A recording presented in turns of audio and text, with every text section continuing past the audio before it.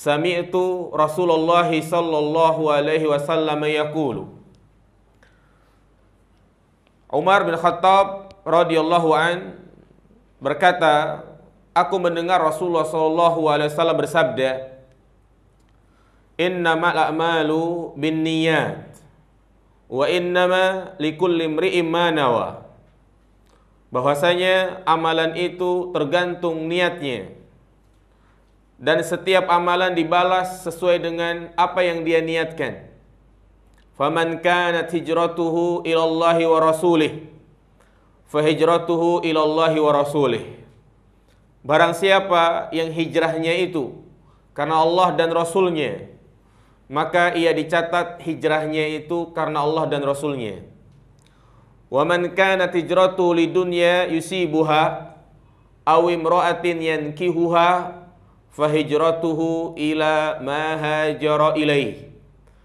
Barang siapa yang hijrahnya itu karena dunia yang ingin ia dapatkan atau wanita yang ingin ia nikahi, maka hijrahnya itu dicatat sesuai dengan apa yang dia niatkan. Jamaah dirahmati Allah Subhanahu wa taala, pembahasan kita pada hadis ini yaitu berkaitan dengan sahabat yang meriwayatkan, bahwasanya sahabat yang meriwayatkan hadis ini siapa? Umar bin Khattab radhiyallahu taala an. Pada pertemuan yang lalu sedikit kita sampaikan tentang biografi Umar. Beliau adalah khalifah yang kedua, Amirul Mukminin Abu Hafs Umar bin Khattab radhiyallahu an. Ada beberapa keistimewaan dan keutamaan Umar dibandingkan dengan sahabat-sahabat yang lainnya. Kalau kita melihat secara umum, tentu para sahabat adalah manusia yang paling mulia di muka bumi ini setelah para nabi dan rasul. Oleh karena itu, kita diperintahkan beragama sesuai dengan apa yang mereka amalkan. Apa yang mereka lakukan, maka itu kebaikan buat kita. Banyak sekali pujian-pujian yang disebutkan di dalam Al-Quran maupun di dalam sunnah-sunnah Nabi SAW kepada para sahabat. Di antaranya Allah mengatakan, radhiyallahu anhum wa radu'an. Allah ridho kepada mereka dan mereka pun ridho kepada Allah. Demikian pula Rasulullah mengatakan, khairun nasi qarni, thumma alladhi yalunahum, thumma alladhi yalunahum. Sebaik-baik generasi adalah mereka yang hidup pada generasiku, yaitu para sahabat. Dari sekian banyaknya para sahabat, di antara sahabat yang memiliki keutamaan khusus adalah Umar bin Khattab radhiyallahu taala an. Di antara keutamaannya, yang pertama, beliau termasuk sahabat yang dijamin masuk surga. Secara langsung keluar dari lisan Rasul kita Muhammad sallallahu alaihi wasallam yang menyatakan bahwasanya Umar termasuk penghuni surga. Hadis yang diriwayatkan dari Abu Hurairah radhiyallahu an, di mana ia menceritakan Rasulullah sallallahu alaihi wasallam pernah bermimpi di dalam tidurnya. Ia bermimpi berada di dalam surga. Dan beliau melihat ada seorang wanita yang berwudu di dekat sebuah istana yang sangat megah. Istana yang sangat mewah. Maka Rasulullah pun bertanya kepada wanita tersebut, milik siapakah istana ini? Wanita itu menjawab, ini miliknya Umar. Subhanallah. Mimpi Nabi adalah hak, benar, dan menjadi wahyu. Sehingga apa yang dimimpikan oleh Nabi SAW ini merupakan kabar gembira bagi Umar. Dan juga Rasulullah banyak bermimpi tentang sahabatnya berada di surga. Selain Umar, Nabi juga pernah memimpikan Bilal, yaitu terompah sendalnya ada di surga. Ini menunjukkan sahabat-sahabat tersebut dijamin masuk ke dalam surga. Dan juga di antara keutamaan Umar, beliau sering dipuji oleh Rasulullah SAW. Sampai-sampai Nabi pernah mengatakan, seandainya ada Nabi setelahku, maka ia adalah Umar. Nabi memberikan pujian yang sangat luar biasa kepada Umar. Seandainya ada Nabi setelahku, maka ia adalah Umar. Artinya, kalau memang ada Nabi, maka yang paling pantas, yang paling berhak menjadi Nabi adalah Umar. Tapi sudah menjadi sunnatullah bahwasanya Rasul kita Muhammad SAW adalah penutup para Nabi. Artinya Nabi terakhir, tidak ada Nabi setelahnya. Dan juga keutamaan Umar, beliau adalah orang yang mulham. Apa itu mulham? Yaitu orang yang diberi ilham, atau diistilahkan al-muhaddasun. Al-muhaddasun yaitu di mana Allah tanamkan dalam lisannya sesuatu yang apabila diucapkan pasti benar. Atau mungkin istilahnya firasat. Apa yang difirasatkan itu benar. Tentunya ini semua atas kehendak Allah Subhanahu wa taala. Sebagaimana Rasulullah SAW pernah mengatakan, laqad kana fi man qablakum minal umami al-muhaddatsun. Fa inna bika ahadun min ummati fa innahu Umar. Sungguh dari umat-umat sebelum kalian ada orang-orang yang muhaddatsun, yaitu yang diberi ilham. Apa yang dipirasatkan benar. Fa inna bika ahadun min ummati fa innahu Umar. Dan sesungguhnya orang yang diberikan ilham dari umatku ini yaitu Umar. Dan banyak kisah-kisah yang disebutkan oleh sahabat-sahabat lainnya. Di antaranya ada 13 ayat Al-Quran yang Allah turunkan karena sebab Umar. Karena sebab firasat Umar. Ada berapa ayat? Ada 13 ayat. Di antaranya yang masyhur yaitu tentang pengharaman khamr. Pengharaman minum-minuman keras. Yang kita tahu bahwasanya sebelum diharamkannya khamr, itu khamr halal.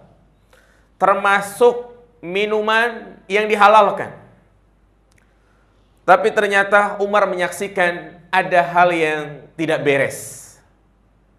Pernah ia sholat di belakang imam, imamnya ini sholatnya ngaco, sempoyongan karena dalam keadaan mabuk. Bahkan dikisahkan ada imam yang baca surat Al-Kafirun muter-muter, enggak ketemu lakum dinukum waliyadin. Qul ya ayyuhal kafirun la a'budu ma ta'budun wala antum 'abiduna ma a'bud wala ana 'abidum ma 'abadtum wala antum 'abiduna ma a'bud wala ana 'abidu ma 'abadtum wala antum 'abiduna ma a'bud. Terus muter. Enggak ketemu-temu apa? Lakum dinukum waliyadin. Ternyata diketahui imam ini sholat dalam keadaan mabuk. Maka turunlah ayat wala taqrabus sholata wa antum sukara. Janganlah kalian mendekati salat dalam keadaan kalian mabuk. Maka sebelum diturunkannya pengharaman ayat khamr, Umar selalu berharap semoga Allah Subhanahu wa taala mengharamkan khamr. Selalu berdoa, ya Allah haramkanlah khamr.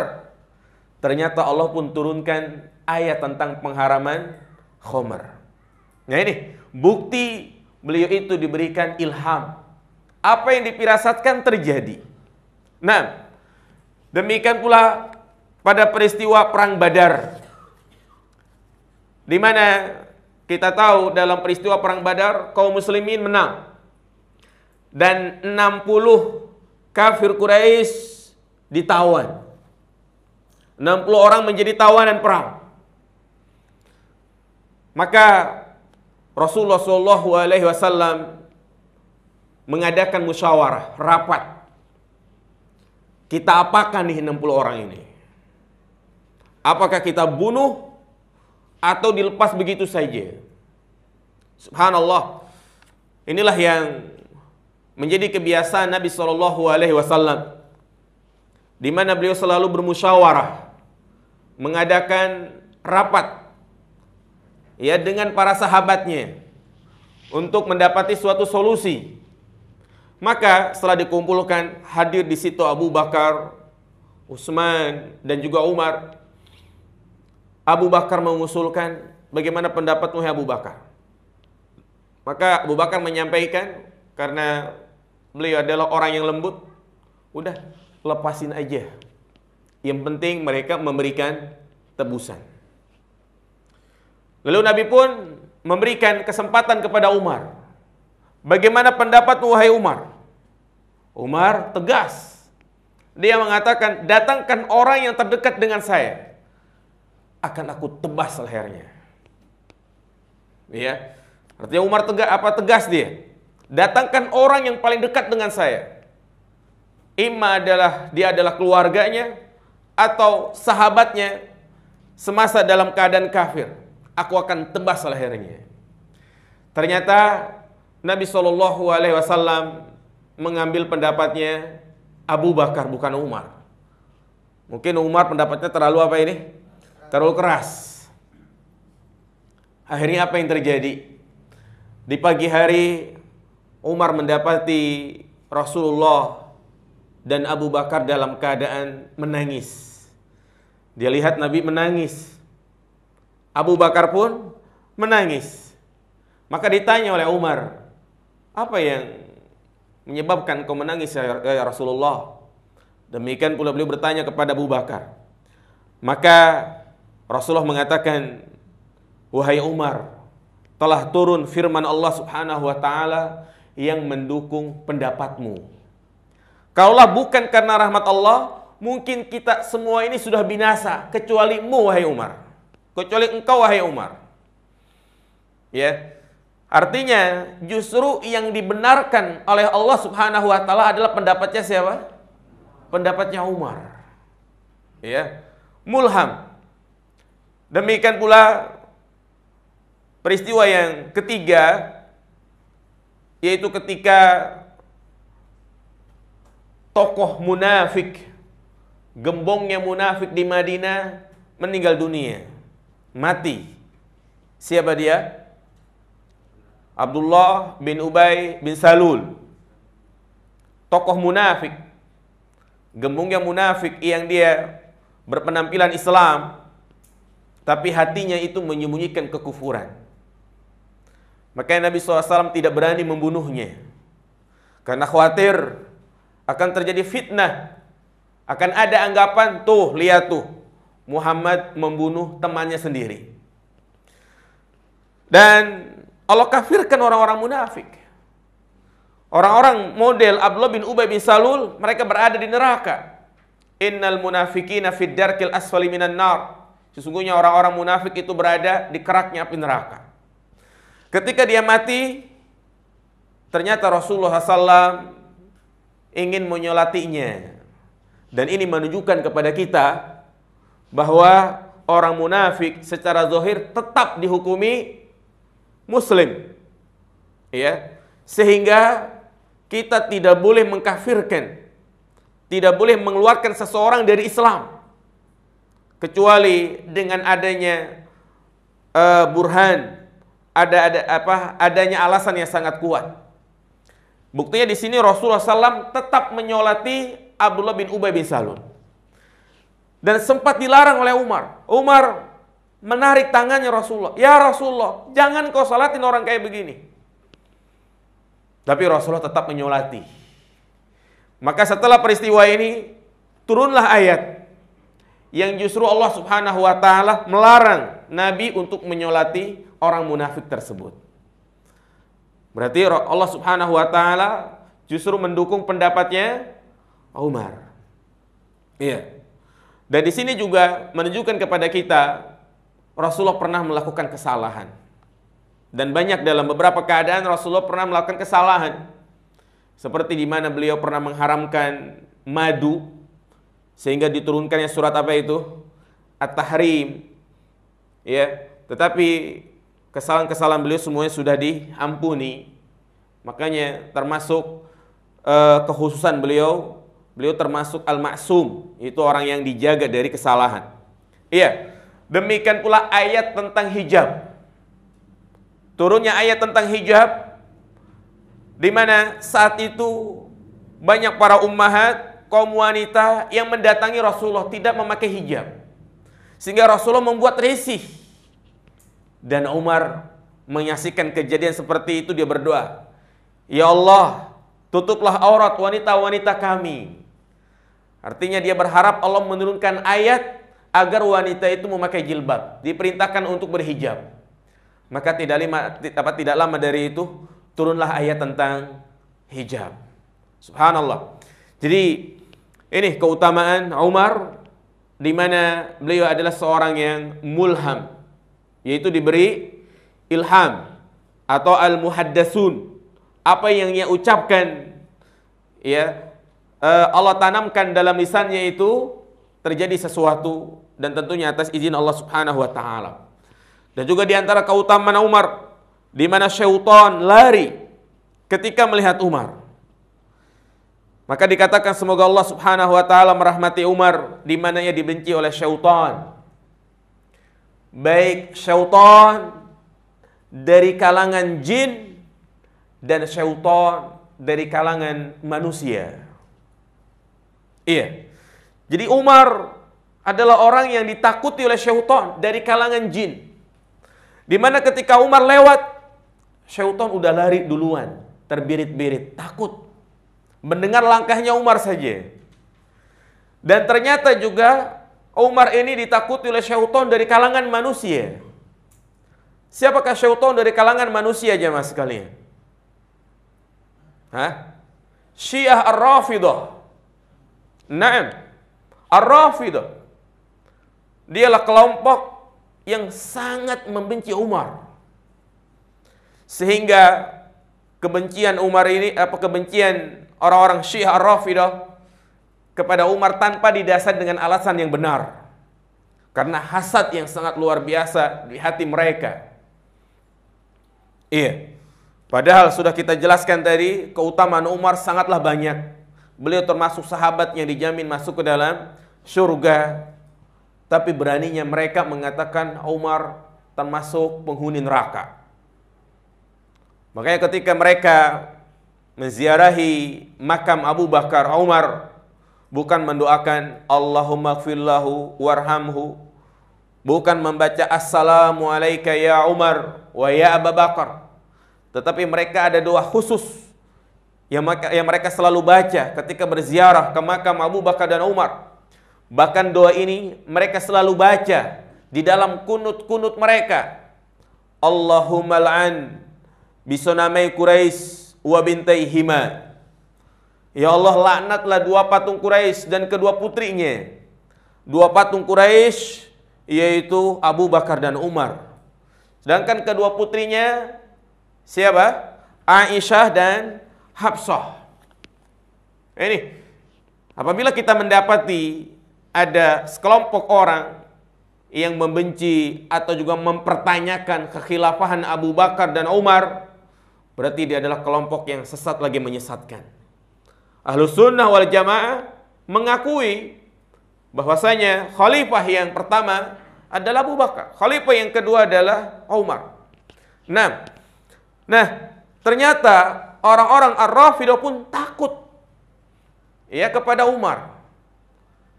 Bagaimana bisa terjadi? Itulah yang terjadi di Masjidil Haram. Kita tahu bahwasanya Masjidil Haram itu pintu-pintunya memiliki nama. Ya, ada nama King Abdul Aziz, King Fahad. Ternyata ada juga sebagian pintu yang namanya itu dengan nama sahabat. Umar, Abu Bakar, Utsman.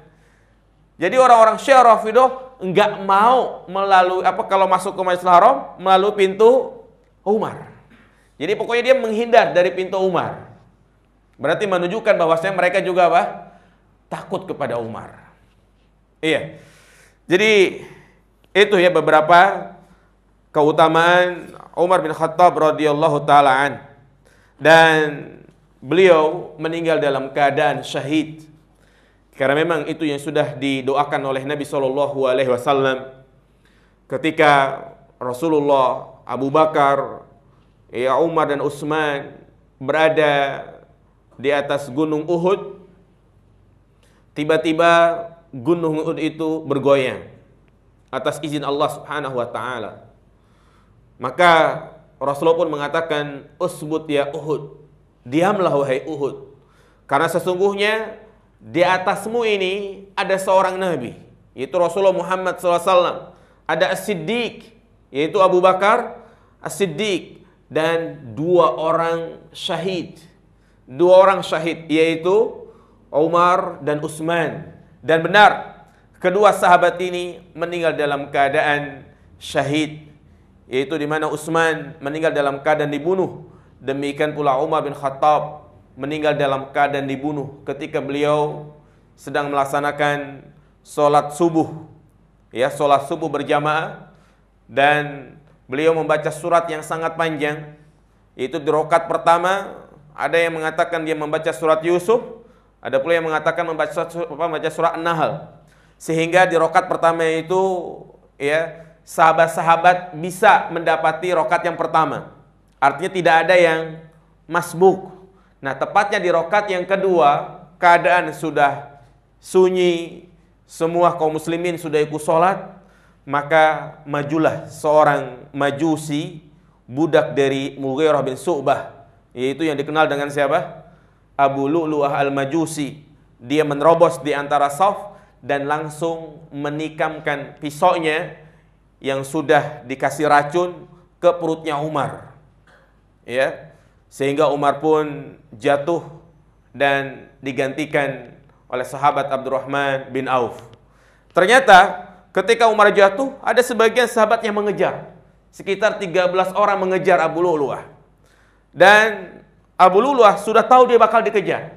Maka ia pun membunuh sahabat-sahabat yang mengejar ini, dan ada 7 orang sahabat yang meninggal juga. Dan ternyata setelah diketahui jamaah ikut ngejar juga semuanya, dia pun bunuh diri. Jadi itulah liciknya orang Majusi. Inilah yang menjadi sebab wafatnya Umar bin Khattab, sampai-sampai diceritakan setiap kali dia minum obat, yaitu minum nabiz, yaitu perasan air unta, air kurma, itu selalu keluar. Jadi setelah diminum, keluar lagi. Dikasih susu, keluar lagi dari perutnya. Hingga akhirnya beliau pun meninggal dunia. Nah, ini menunjukkan beliau meninggal dalam keadaan syahid. Dan anehnya, orang-orang Syiah Ar-Rafidah justru menjadikan Abu Lu'lu'ah sebagai pahlawan, sebagai pemberani. Dan ini terbukti, antum bisa searching di Google bagaimana kuburan Abu Lu'lu'ah al-Majusi itu diagungkan, dikeramatkan. Bahkan menuju kuburannya itu ada pintu yang diberikan julukan Abu Suja, bapaknya pemberani. Naudzubillah. Karena dianggap telah berhasil membunuh Umar. Jadi itu pembahasan tentang biografi para sahabat tentu sangat luas. Dan ini salah satu materi kajian yang harus kita pelajari agar kita tetap istiqomah. Karena itu merupakan salah satu cara agar kita bisa istiqomah di atas sunnah adalah dengan mempelajari sejarah para salaf, ulama-ulama yang telah mendahului kita. Langsung kita masuk ke pembahasan. Rasulullah SAW bersabda, "Innamal a'malu binniyat wa innama likulli imri'in ma nawa." Bahwasanya amalan itu tergantung dengan niatnya. Artinya setiap amalan itu pasti ada niat. Setiap orang yang melakukan aktivitas itu pasti memiliki Niat. Hanya orang gila yang dia melakukan aktivitas tanpa didasari dengan niat. Niat itu apa yang terbesit dalam hati. Tidak bisa kita istilahnya kita gambarkan niat itu ya. Ya kayak tadi misalnya sebelum ke sini kita mandi, pakai baju koko, pakai peci. Di mana hati kita mengatakan kita mau kemana? Mau ke Masjid Al-Furqan untuk melaksanakan sholat maghrib secara berjamaah dan dilanjutkan dengan ya menghadiri kajian. Buktinya antum juga ngambil buku kan? Ngambil buku catatan. Nah itu, apa yang terbesit dalam hati itulah niat. Artinya setiap amalan itu pasti ada niatnya. Wa innama likulli imri'in ma nawa. Dan ini poin yang kedua. Karena ada terjadi perbedaan pendapat di kalangan para ulama tentang kalimat yang kedua ini. Wa innama likulli imri'in ma nawa. Dan orang itu mendapatkan balasan sesuai dengan niatnya.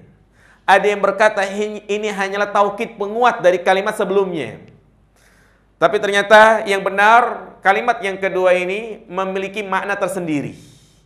Kalau yang pertama tadi menyebutkan bahwa setiap amalan itu tergantung niatnya, maka yang kedua ini memiliki arti seseorang itu mendapatkan balasan sesuai dengan apa yang dia niatkan. Sehingga dari sabda Nabi ini menjelaskan kepada kita tentang pentingnya niat, besarnya peran niat, besarnya pengaruh niat dalam setiap amalan, bahkan setiap aktivitas, baik aktivitas yang bernilai ibadah maupun aktivitas yang non ibadah. Pentingnya niat. Ya. Aktivitas yang non ibadah itu bisa mendatangkan pahala, bisa menjadi suatu ibadah kalau niatnya adalah lillahi ta'ala. Seperti dia makan dan minum, niatnya dalam rangka untuk mengikuti perintah Allah Subhanahu wa taala. Karena Allah sebutkan dalam Al-Qur'an, "Kulu wasyarabu", makan dan minumlah. Berarti kalau dia makan dan minum dalam rangka untuk menjalankan perintah Allah, berarti itu bernilai apa? Ibadah. Ya. Demikian pula berkaitan dengan ibadah, salat, puasa, zakat, haji.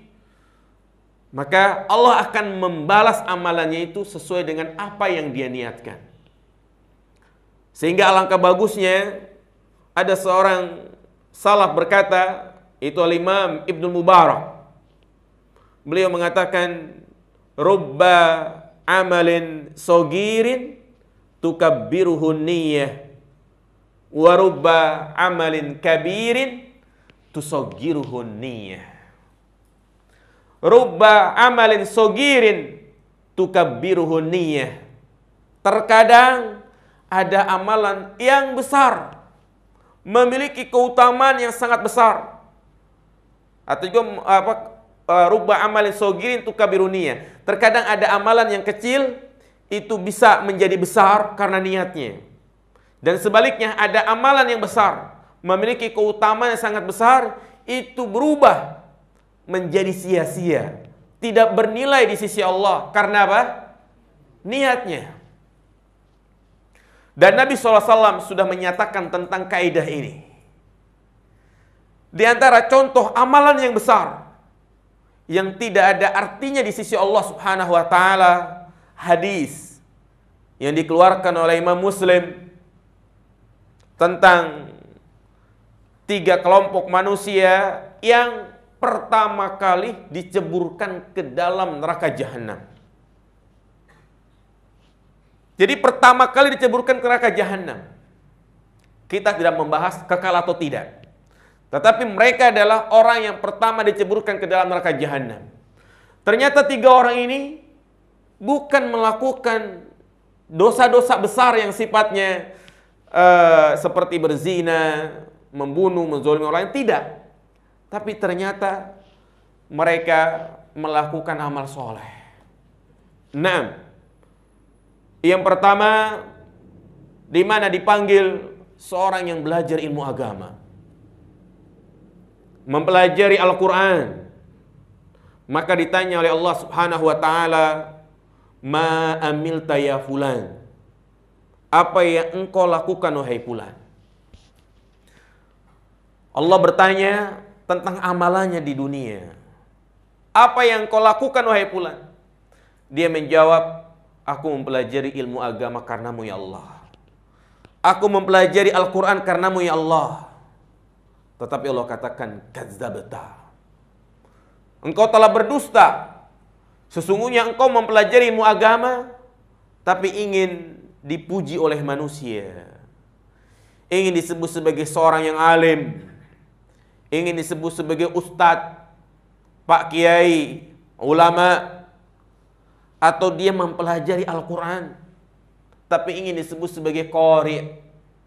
Dia bagus-bagusin suaranya, bahkan dia gurah. Tahu gurah? Dia kuras suaranya agar memiliki suara yang bagus. Tapi dengan niat untuk tampil di setiap acara sebagai qari, agar orang-orang memuji dia.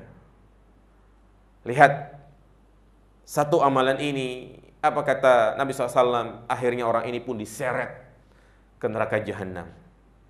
Yang kedua, itu seorang yang rajin bersedekah. Maka ditanya oleh Allah Subhanahu wa taala, "Ma amilta ya fulan?" Apa yang kau lakukan wahai fulan? Orang ini menjawab, aku bersedekah berinfak karenamu ya Allah. Tetapi Allah katakan, kadzabta. Sungguh engkau telah berdusta. Sungguhnya engkau bersedekah, tapi ingin disebut sebagai orang yang dermawan. Kemudian yang ketiga, didatangkan orang yang berjihad. Maka dia pun ditanya, ma amilta ya fulan, apa yang kau lakukan wahai fulan? Aku berjihad karenamu ya Allah. Allah katakan, kadzabta, engkau telah berdusta. Sesungguhnya engkau berjihad, tapi ingin disebut sebagai pahlawan. Ini 3 kelompok manusia yang diseret ke neraka jahanam. Lihat amalan yang mereka lakukan, yaitu menuntut ilmu, bersedekah, dan berjihad. 3 amalan yang subhanallah memiliki keutamaan yang sangat luar biasa, tetapi tidak ada artinya di sisi Allah. Sia-sia.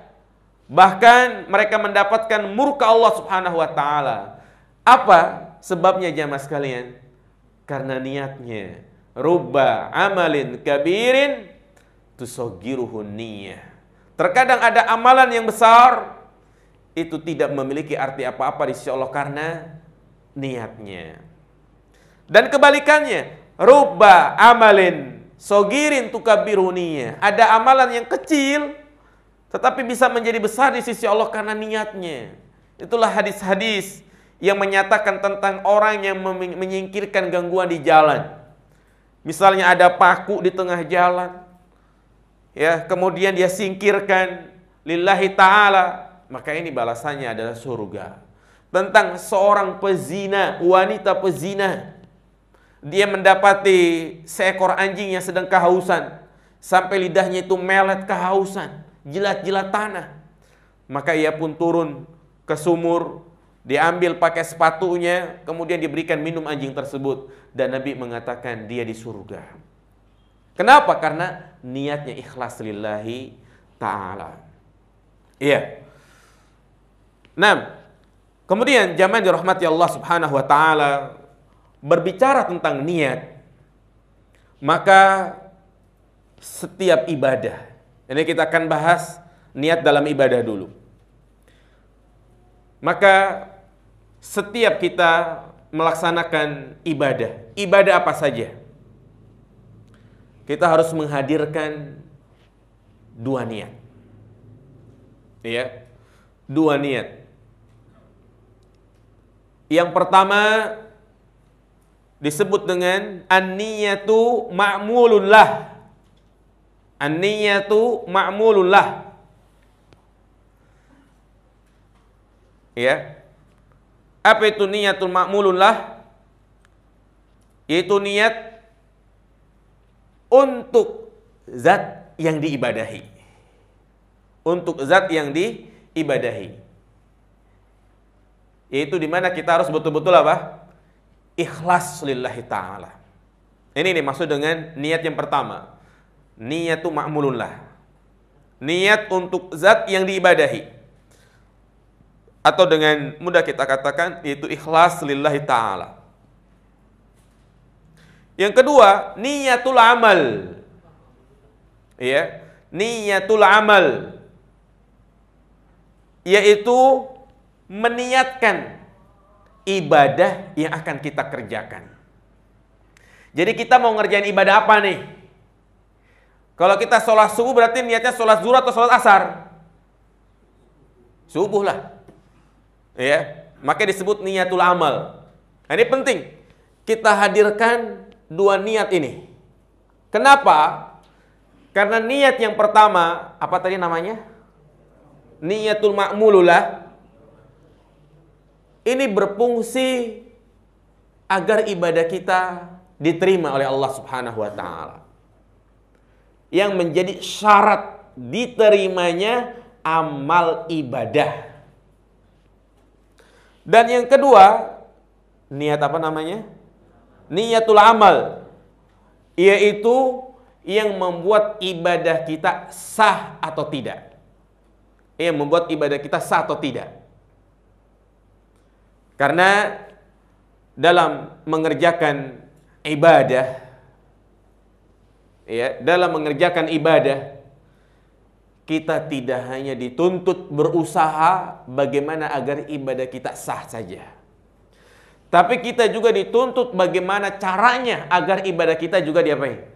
Diterima. Azan. Ya, kita akan jelaskan nanti pada sholat Isya tentang dua niat ini. Alhamdulillah, wassalatu wassalamu ala rasulillah wa ala alihi wa sahbihi wa mawala.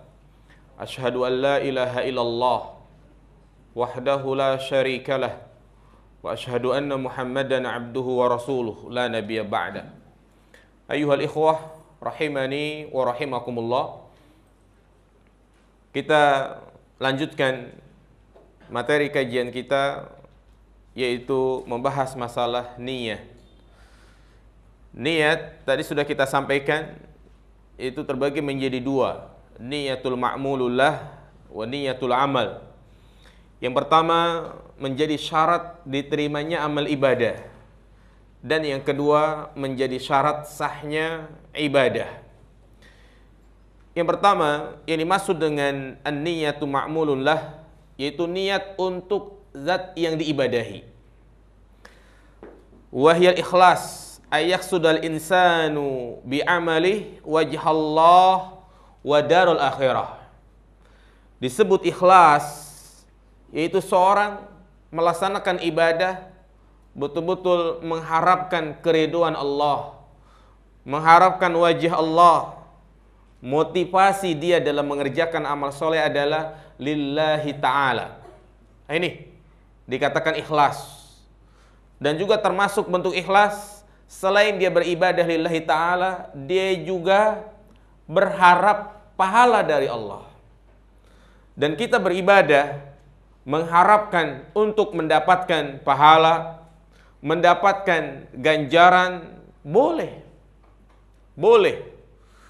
Dan ini tidak menafikan keikhlasan, tapi justru ini bentuk keikhlasan.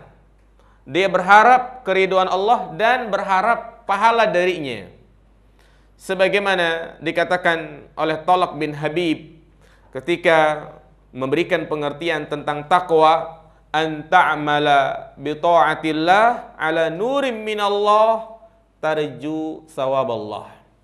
Yaitu engkau melakukan ketaatan kepada Allah di atas cahaya dari Allah dan engkau berharap pahala dari Allah. Jadi boleh.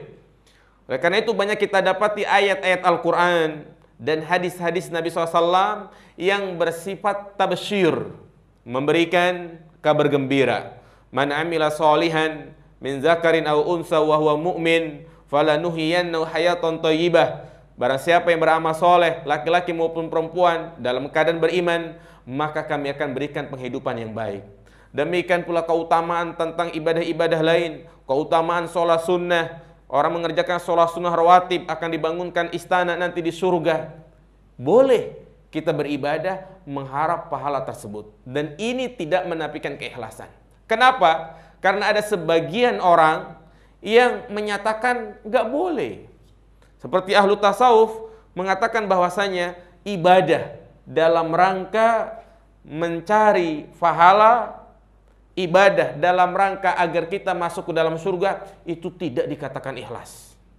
Maka ini menyalahi apa yang Allah sampaikan, menyalahi apa yang diminta oleh para nabi dan rasul. Di antaranya permintaan Nabi Ibrahim, waj'alni min warasati jannatin na'im. Ya Allah, jadikanlah aku penghuni surga yang penuh dengan kenikmatan. Lihat, Nabi Ibrahim minta agar dimasukkan ke dalam surga. Jadi boleh kita beribadah dalam rangka agar kita masuk ke dalam surga. Iya. Jadi inilah yang dikatakan al-ikhlas. Maka hati-hatilah, waspadalah dari virus-virus hati, penyakit-penyakit hati yang itu menafikan keikhlasan, yang itu sangat berbahaya, yang membuat ibadah kita tidak diterima. Bukan hanya ibadah kita tidak diterima, tetapi akan mendapatkan murka Allah Subhanahu wa ta'ala. Seperti yang tadi kita sampaikan, bukan surga yang dia dapatkan, tapi dia diceburkan ke dalam neraka Jahannam. Apa di antara virus-virus atau penyakit-penyakit hati yang itu bisa menggugurkan amal ibadah kita, yang bisa menghapus amal ibadah kita? Di antaranya adalah riya. Itu dia mengerjakan ibadah, dia perlihatkan ibadahnya bertujuan untuk mencari keridhaan manusia. Kemudian juga sum'ah, hampir sama dengan riya, memperdengarkan ibadahnya tapi untuk mencari keridhaan manusia. Dan juga ujub, yaitu bangga terhadap ibadah yang dia kerjakan, merasa paling hebat, merasa paling rajin, merasa paling bertakwa. Atau juga yang disebut dengan sombong, hampir sama ujub dengan sombong. Iya, riya, penyakit yang sangat berbahaya. Dan dikatakan riya, yaitu bukan dia memperlihatkan ibadah. Memperlihatkan ibadah boleh jika memang bertujuan baik. Contoh, Rasulullah SAW pernah sholat di atas mimbar. Beliau memperlihatkan sholatnya, tapi bertujuan untuk apa? Mengajarkan kepada para sahabat. Makanya beliau mengatakan, "Shollu kama ra'aitumuni usolli." Sholatlah kalian sebagaimana kalian melihat aku sholat. Demikian pula seorang ayah, seorang ibu melakukan kebaikan di hadapan anaknya bertujuan agar anaknya itu mencontoh. Ini boleh. Tapi yang dia maksud dengan riya, memperlihatkan ibadah, tujuannya adalah untuk mencari ridho manusia. Sedangkan ridho manusia ghayatul la tudrak, yang tidak bisa kita capai. Ya. Inilah ciri khas dari orang-orang munafik, yang dia beribadah, tetapi di luar sana, di waktu yang lain, dia malah memaksiati Allah Subhanahu wa ta'ala.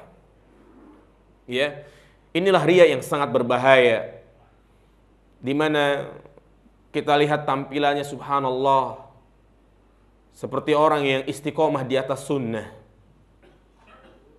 istiqomah di atas Islam, kemana-mana pakai peci, jenggot dia pelihara, pakai jubah. Tapi ternyata di waktu yang lain, dia memaksiati Allah Subhanahu wa ta'ala. Di dalam kesendirian, dia mempergunakan gadgetnya untuk hal-hal yang bersifat maksiat. Mendownload wanita-wanita yang mengumbar auratnya. Setiap kali menjelang tidur, dia murojaah. Nah, dia lihat video-video yang gak layak untuk dilihat. Di luar sana dia berzina, meminum khamr, bermain judi. Padahal ketika dia di hadapan temannya, di hadapan sahabatnya senyum, berkata baik. Inilah orang munafik.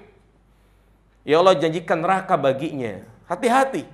Karena tanda orang itu ria, di mana dia mengerjakan ibadah, amaliyah sehari-harinya itu hanya semangat, hanya tampil bagus di hadapan manusia. Tapi di hadapan orang lain, ketika tidak ada orang yang melihat dia, ketika banyak orang yang tidak tahu, dia memaksiati Allah Subhanahu wa taala. Apa kata Allah? Innal munafiqina yukhadi'una Allah wa huwa khadi'uhum wa idza qamu ila sholati qamu kusala yura'una an-nas wa la yadhkuruna Allah illa qalila. Sesungguhnya orang-orang munafik mereka menipu Allah. Ini kerjanya mereka menipu Allah, mempermainkan Allah Subhanahu wa taala, menampakkan yang baik tapi menyembunyikan keburukan. Mereka sholat bermalas-malasan. Nah, yura'una an-nas, ingin dilihat oleh manusia. Ingin dikatakan sebagai seorang yang alim. Inilah penyakitnya sangat berbahaya yang Rasulullah SAW mewanti-wanti kita. Inna akhwafa ma akhafu alaikum asyirkul asgor wa masyirkul asgor ar-riya. Sesungguhnya perkara yang paling aku takutkan menimpa kalian yaitu syirik kecil. Para sahabat bertanya, apa itu syirik kecil? Ar-riya. Riya.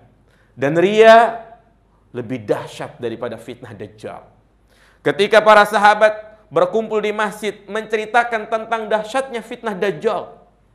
Dajjal sebagaimana kita tahu fitnah yang sangat dahsyat yang akan muncul nanti di akhir zaman dan kita wajib mengimaninya. Datang Rasulullah seraya mengatakan, maukah kalian aku kabarkan fitnah yang lebih dahsyat daripada fitnah Dajjal? Bala ya Rasulullah, ayyakuma rajulu yusolli wa yuzayyinu solatah lima yara min nadhuri rajulin. Yaitu seseorang yang mengerjakan solat, dia perbagus solatnya, gerakannya, bacaannya, tapi tujuannya lima yara min nadhuri rajulin. Tujuannya ingin dilihat, ingin dipuji. Yang biasanya dia baca ketika sholat kuliah kulhu, ini tumen-tumenan baca surah Al-Baqarah. Ternyata di belakang ada calon mertuanya. Udah gitu salah lagi tengah jalan. Jadi motivasi ibadahnya bukan lillahi ta'ala. Iya. Maka inilah penyakit yang sangat dikhawatirkan. Lebih dahsyat dari apa? Fitnah Dajjal. Kenapa? Para ulama menyebutkan dua sebab. Yang pertama, fitnah Dajjal itu hanya menimpa orang-orang kafir, orang-orang yang tidak beriman. Orang-orang beriman selamat dari fitnah Dajjal. Dia paham betul, tertulis di keningnya kafaro, oh berarti Dajjal. Selamat dia. Adapun orang kafir, ya tidak selamat. Sedangkan ria jamaah sekalian, ini bukan hanya menimpa orang-orang kafir, siapapun bisa tertimpa dari ria. Ustadz bisa kena, orang awam, siapapun bisa kena. Ini dahsyatnya ria. Kemudian yang kedua, Dajjal itu hanya ada nanti di akhir zaman. Tapi ria setiap saat. Maka selalu berdoa kepada Allah Subhanahu wa taala agar kita terhindar dari apa? Ria. Dan ingat, jangan sampai kita nggak jadi ibadah karena takut ria. Justru itu ainur ria. Mau ke masjid nggak jadi, nanti dibilang ustadz lagi. Nggak jadi ke masjid, itulah ria. Ingin bersedekah, nggak jadi sedekah, takut dibilang dermawan, justru itulah ria. Iya. Jadi ini dahsyatnya ria yang menjadi ciri khas orang-orang munafik. Ya, beribadah tapi ingin mendapatkan gelar. Seorang yang melaksanakan ibadah haji, tapi dia tujuannya adalah untuk mendapatkan apa? Gelar Pak Haji atau Bu Haji. Kemana-mana pakai peci haji supaya dipanggil Pak Haji. Dipanggil namanya nggak pakai Pak Haji, nggak mau nengok. diundang nggak pakai haji, nggak mau datang, nggak sopan. Ya, jadi itulah riya. Nah, ini yang pertama, niyatul ma'mulullah. Ya, yaitu apa? Al-ikhlas, yang ini menjadi syarat diterimanya amal ibadah. Memang berat untuk ikhlas, tapi terus kita berusaha. Yang kedua, apa tadi yang kedua? Niyatul amal, azmul qalbi ala fi'lil ibadati taqarruban ilallah. Niyatul amal yaitu meniatkan ibadah yang akan kita kerjakan. Iya. Ini disebut dengan niyatul amal. Artinya kita meniatkan ibadah yang akan kita kerjakan. Kita ingin mengerjakan sholat subuh, maka niatnya sholat subuh. Ingin mengerjakan puasa Ramadan, maka niatnya adalah puasa Ramadan. Barang siapa yang berpuasa tidak niat untuk berpuasa, ya barang siapa yang niat puasa Ramadan tapi niatnya puasa sunnah, maka tidak sah. Karena termasuk rukun puasa adalah niat. Dan yang perlu digarisbawahi bahwa niat itu makanuha al-qalb. Niat itu tempatnya di dalam hati. Iya. Jadi sebenarnya niat itu mudah. Niat itu apa yang terbesit dalam hati kita. Ya seperti tadi kita mau ke masjid, pakai jubah, pakai sarung, kita berwudu, hati kita mau kemana? Mau sholat maghrib. Itulah disebut namanya niat. Jadi niat itu nggak perlu diusahakan. Justru kebalikannya, setiap perbuatan, setiap aktivitas tanpa niat itulah yang susah. Ya kan? Pernah nggak kita berbuat sesuatu tapi kita nggak ada niat? Terbayangkan nggak jamaah sekalian? Tidak. Ya, kecuali kalau memang pikirnya lagi apa? Menerawang begitu kan. Niatnya mau ke masjid tapi karena pikirannya kosong, ke sono bablas ke rel. Nah, jadi justru setiap amalan nggak pakai niat ini yang susah. Sehingga harus dipahami makanu al-qalb. Berkata Al-Qadhi Zakaria bin Ahmad Asy-Syafi'i, seorang ulama Syafi'i, al-i'tibaru fin niyati bil qalbi. Ya, yang dianggap adalah apa yang ada dalam hati. Al-jahru bin niyati wa talaffuzu bin niyati bid'atun munkarah. Li'annahu lam yasbut fi kitabillah wala fi sunnati Rasulillah ma yadullu ala masru'iyyatiha wa mimma huwa ma'lumun anna al-asla bil ibadati tahrim wa la tasbutul ibadatu illa binasin.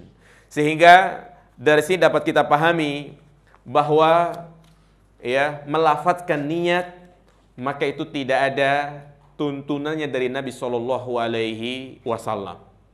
Maka kita tidak perlu mempersusah, mempersulit diri kita dengan menghafal lafaz niat.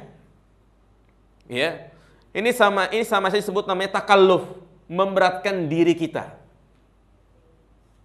Setiap kali sholat ini ada niat khususnya, pakai lafaz khususnya. Maka enggak perlu, karena yang dianggap adalah apa?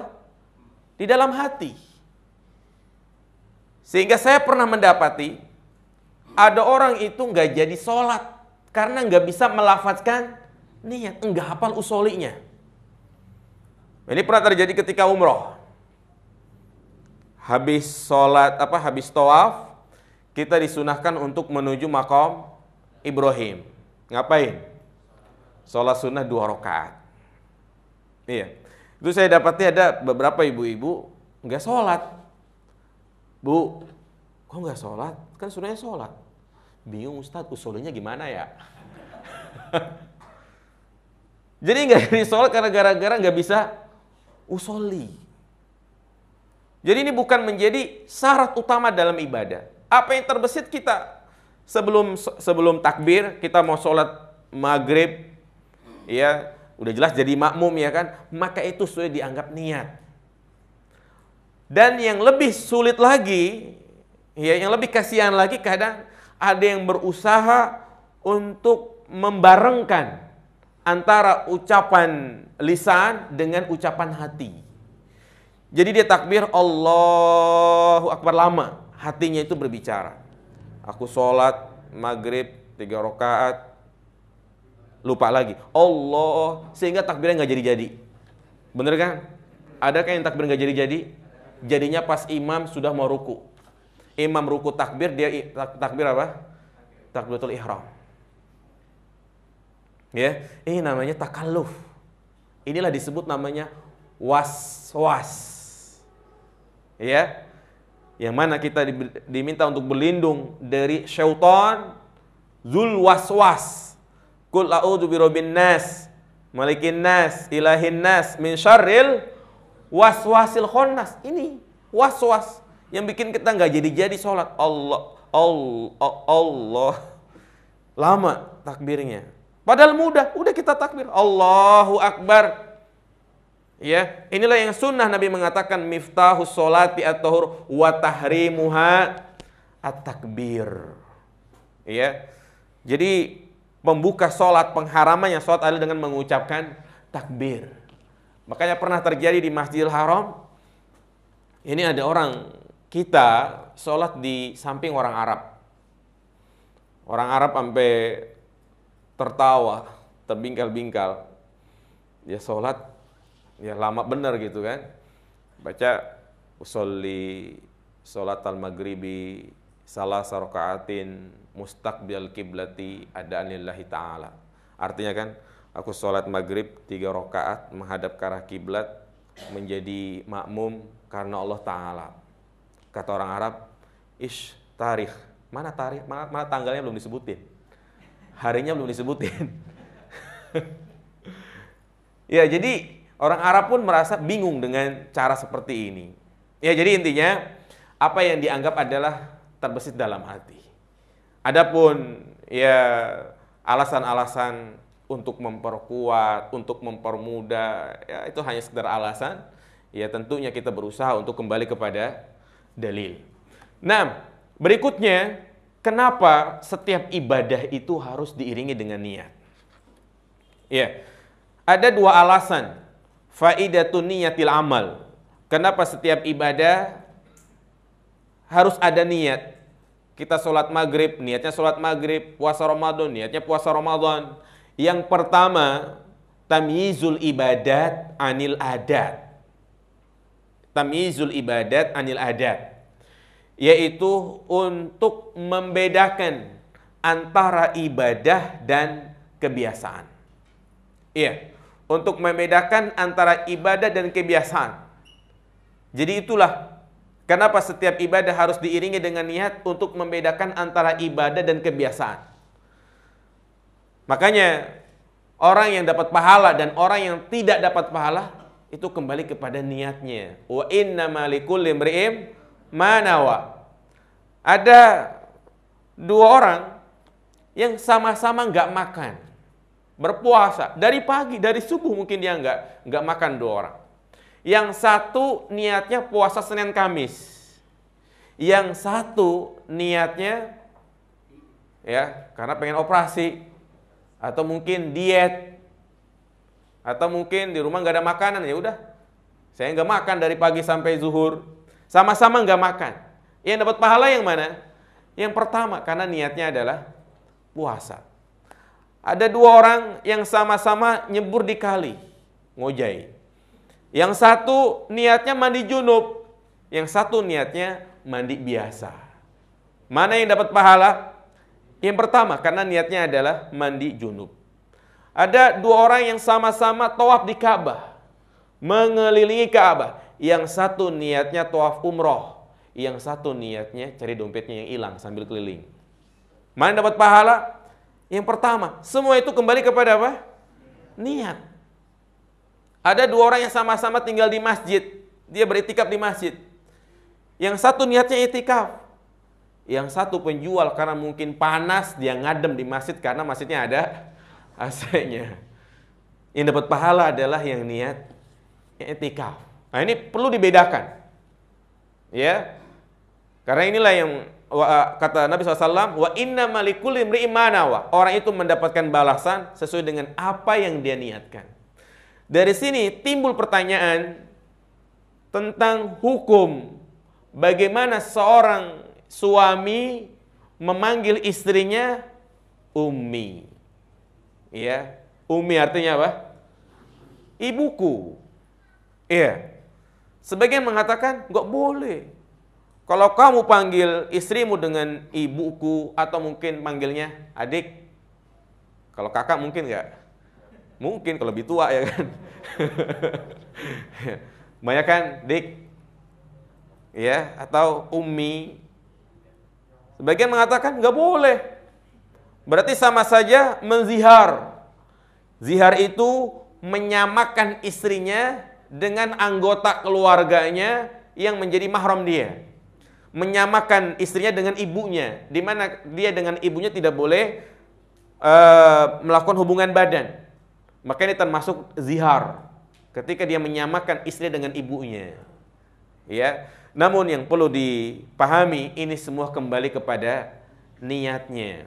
Karena Imam Ibnu Qayyim Al-Jauziyah menyebutkan dalam kitabnya I'lamul Muwaqqi'in tentang hukum memanggil ummi kepada istrinya, ya, ini ada dua keadaan.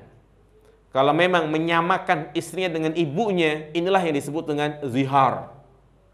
Tapi kalau tujuannya untuk mengajarkan anaknya agar anaknya itu manggil dengan sebutan ummi, silahkan. Ya. Kenapa? Karena saya pernah mendapati ada anak kecil yang manggil ibunya dengan nama ibunya. Ya. Ibunya Fatimah, dipanggil Fatimah. Jadi manggil ibunya dengan namanya. Ada juga yang manggil ibunya ini dengan apa? Neng, tungguin Neng. Manggil ibunya dengan sebutan apa? Neng. Karena suaminya kalau manggil istrinya sebutan apa? Neng. Iya. Jadi ini kalau tujuannya untuk mengajarkan kepada anaknya ini boleh, dan ini bukan termasuk zihar. Dan fungsi yang kedua adalah tamyizul ibadat ba'diha li ba'd. Untuk membedakan antara satu ibadah dengan ibadah yang lain. Ada dua orang yang sama-sama mengerjakan sholat 2 rakaat, maka kita dapat membedakan itu dengan apa? Niatnya. Ada 2 orang yang sama-sama puasa, itu bisa kita bedakan dengan niatnya. Yang satu niatnya puasa Senin Kamis, yang satu niatnya puasa qadha. Iya. Barangkali itu dulu yang bisa kita sampaikan fikih seputar niat.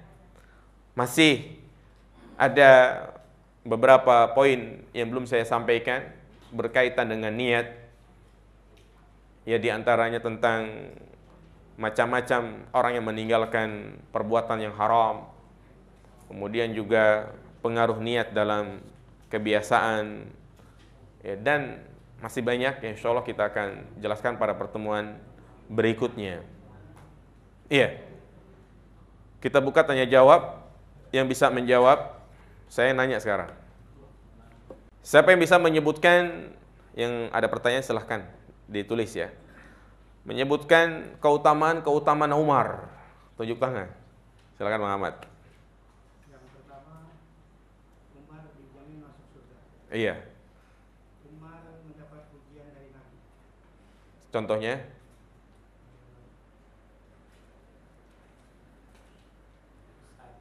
Seandainya masih ada. Nabi setelahku maka Umar. iya. Terus apa lagi? Setan lari ketika bertemu dengan Umar. Iya. Terus Umar mulham. mulham. Apa mulham? Mendapat mulham. Iya, nah. Ini Bang Ahmad. Nah. Berikan, tadi kan ada 13 ayat ya. Berikan contoh beliau itu Umar dikatakan mulham. Nah, tuh.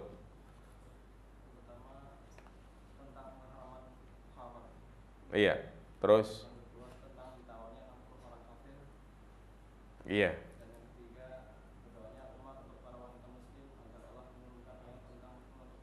Ahsan. Iya, silakan. Ini yang akhwat nih kesian ya. Nggak pernah dapat hadiah. Nah, selanjutnya tadi niat ada dua. Apa saja?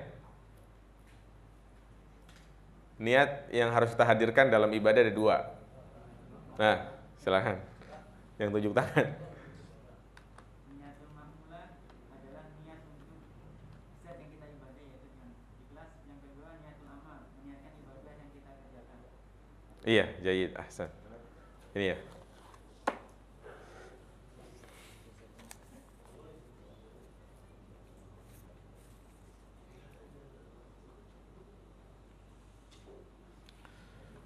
Ya, bagaimana jika niat awal kita sudah benar dalam beribadah atau ikhlas karena Allah, akan tetapi di tengah ibadah terbesit di dalam hati ingin dilihat oleh manusia, apa yang harus kita lakukan? Mohon pencerahannya. Ini sebenarnya mau tadi saya jelaskan tentang idza waqa'a riya fi asna'il ibadah. Jika terjadi riya dalam pertengahan ibadah.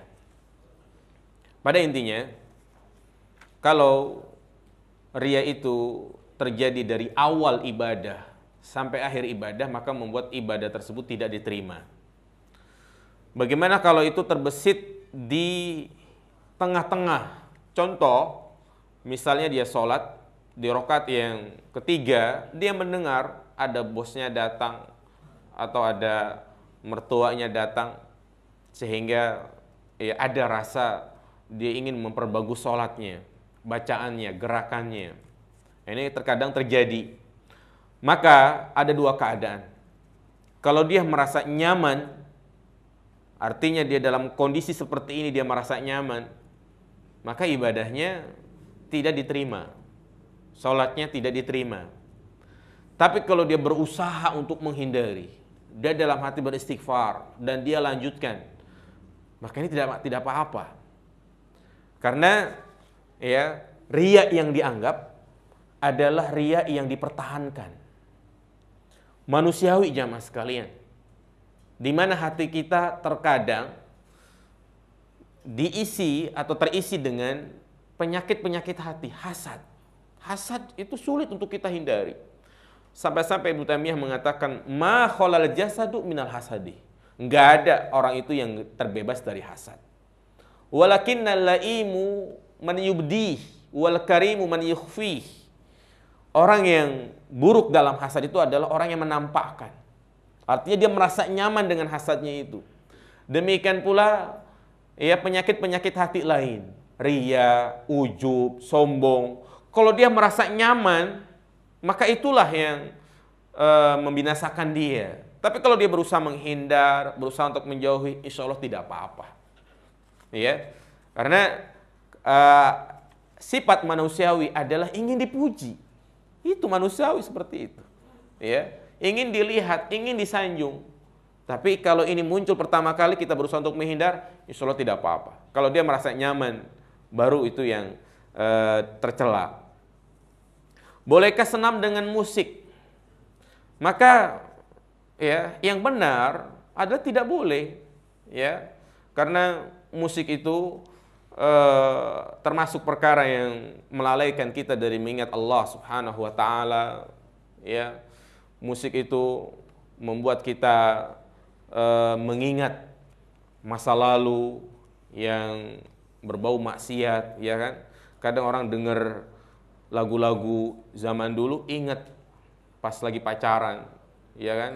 Ingat Maggie Z, ya kan? Misalnya, pasti ingat, oh, gitu kan?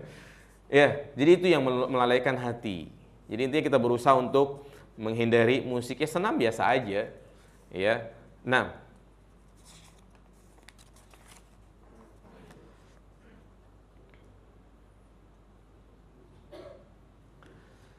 bagaimana amalan seorang yang tetap menjalankan ibadah sholat 5 waktu, puasa, membaca Al-Quran, tetapi di satu sisi dia tetap menjalankan maksiat, misalnya ya suka bermain judi, Nah, maka sia-sia. Ya, sia-sia. Artinya sholat itu kan apa kata Allah? Inna sholata tanha anil fahsyai wal munkar. Orang-orang seperti inilah yang terancam dengan ancaman yang sangat keras.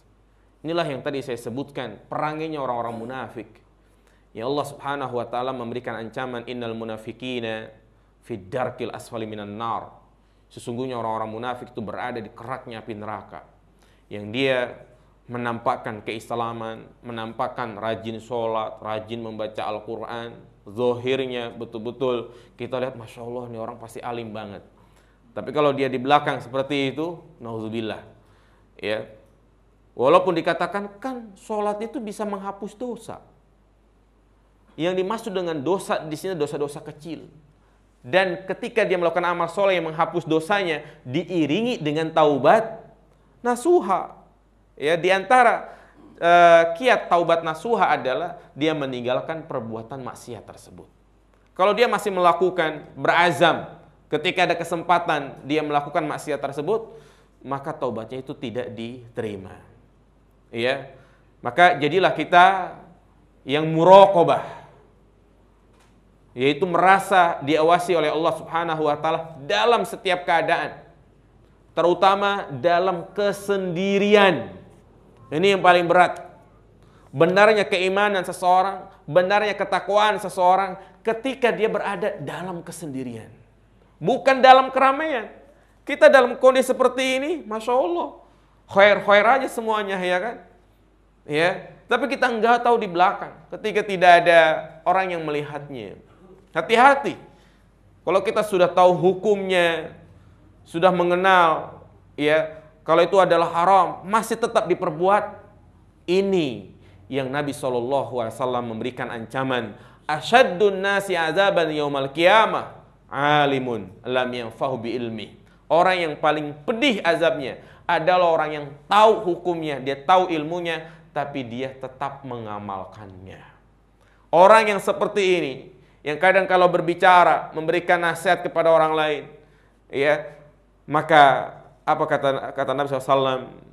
Dia berada di neraka, kemudian ususnya keluar, dan dia pun menyeret-nyeret ususnya. Ya, jadi hati-hati, ya, tentang maksiat.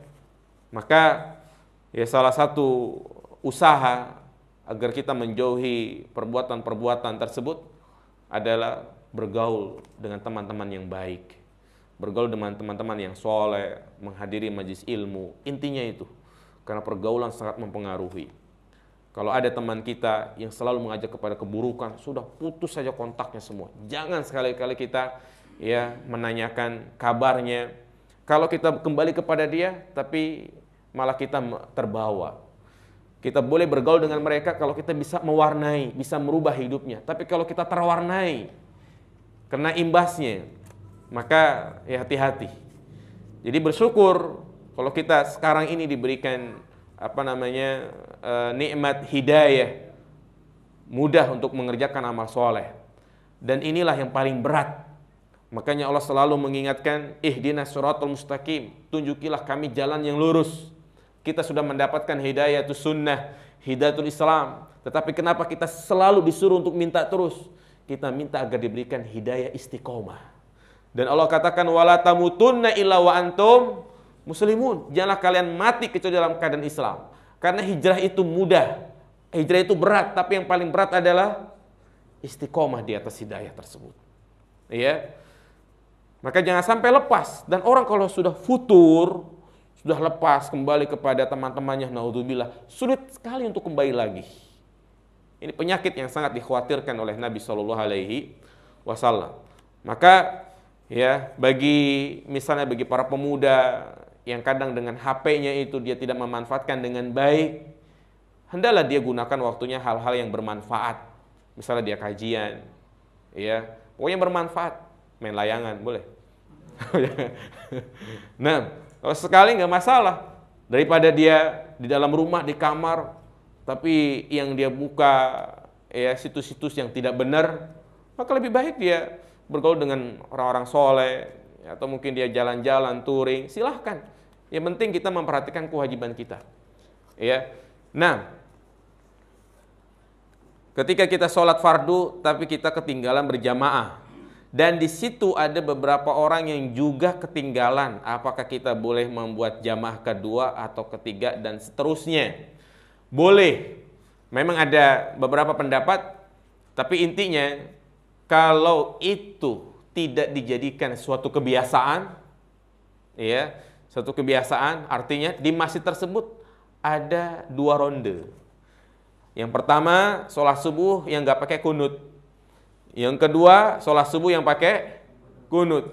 Itu yang nggak boleh. Ini memecah belah. Tapi kalau itu terjadi sesekali, maka itu diperbolehkan. Nah, ada hadis Ibnu Mas'ud menjelaskan di mana Rasulullah SAW ketika ingin sholat di masjid penghujung kota Madinah, beliau mendapat itu sudah selesai. Akhirnya Nabi pun pulang, sholat bersama keluarganya. Ya, maka ini bukan berarti dalil tentang larangan mengerjakan jamaah yang kedua. Karena dalam hadis yang lain, yaitu dalam hadis Ubay bin Ka'ab, di mana ada seorang yang terlambat mengerjakan sholat subuh sudah selesai, dia datang, Nabi mengatakan, siapakah di antara kalian yang ingin bersedekah dengannya? Artinya, ya, dia menjadi makmum, berarti menunjukkan bolehnya mendirikan jamaah yang kedua jika dilakukan tidak sering-sering, ya, jika ada uzur. Atau juga seperti masjid Torik, yaitu masjid di jalan yang silih berganti jamaahnya, maka itu diperbolehkan. Tapi ingat, kalau ada jamaah, maka kita harus ikut jamaah yang ada. Ya, jangan buat jamaah lagi. Kadang kalau di masjid pom bensin atau di mana gitu ya, udah kita ikut jamaah yang sudah ada. Jangan kita membuat jamaah sendiri. Apa hukumnya ketika sujud dalam sholat tetapi hidungnya tidak menempel dengan lantai? Maka ini kurang sempurna. Ya, tapi tetap dianggap sah, namun kurang sempurna. Intinya dia berusaha untuk menempelkan hidungnya. Cuma orang kita ya agak ribet juga ya. Dia tempelkan hidungnya nempel gitu kan. Ya, karena hidungnya pesek ya kan. Nah, maka semampunya aja. Semampunya, yang penting kening dan hidungnya itu bisa menempel. Iya. Jadi itu mungkin yang bisa kita sampaikan. Ya, kita baru membahas hadis yang pertama dan belum selesai. Ya, inilah ilmu. Artinya kita perlu menyampaikan ya mutiara-mutiara faedah agar menambah wawasan kita. Inilah yang disebut belajar, karena kita mempelajari dari dasar tobakan an tobak, bertahap, ya, karena ini menjadi metode kita dalam menuntut ilmu, yaitu bertahap, berjenjang. Sebagaimana Rasulullah wasiatkan kepada sahabat Mu'ad bin Jabal ketika diutus ke Yaman, yang pertama diajarkan syahadat, diajarkan sholat, diajarkan puasa. Seperti itu kita juga dalam belajar. Ya, semoga bermanfaat. Subhanakallahumma wa bihamdika asyhadu an la ilaha illa anta astaghfiruka wa atubu ilaik. Assalamualaikum warahmatullahi wabarakatuh.